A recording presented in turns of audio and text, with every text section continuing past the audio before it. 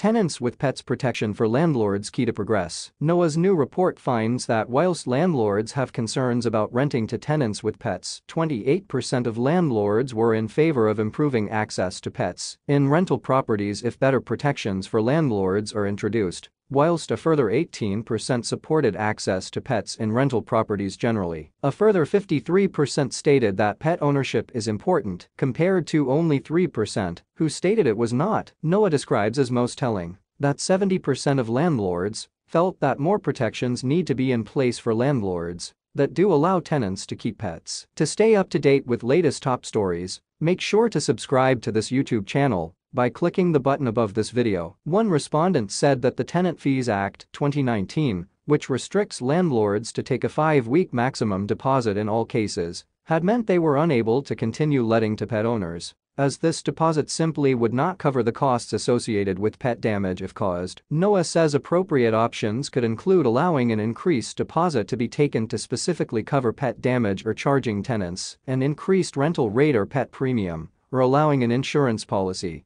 to be taken out to cover damage caused by pets. The ability to retain the option to choose whether or not to allow pets was important to many, according to the report, which highlights that landlords sometimes do not allow pets due to concerns about the suitability of a specific property for pet health and well-being, as opposed to misgivings about pets in general. NOAA has welcomed the proposals from the Boris Johnson government contained in the Renters Reform White Paper, with plans to allow tenants to request to own a pet in a rental property, which under new rules, landlords cannot unreasonably refuse. The white paper also proposes to reform the Tenant Fees Act to enable landlords to request tenants to purchase pet insurance as part of their rental agreement, a measure that was supported by 17% of respondents to NOAA's survey. NOAA Chief Executive Don Howard says, owning a pet has significant benefits for human health, both physical and mental, yet it has historically been very challenging in the UK to rent with a pet in private accommodation. Despite what is believed,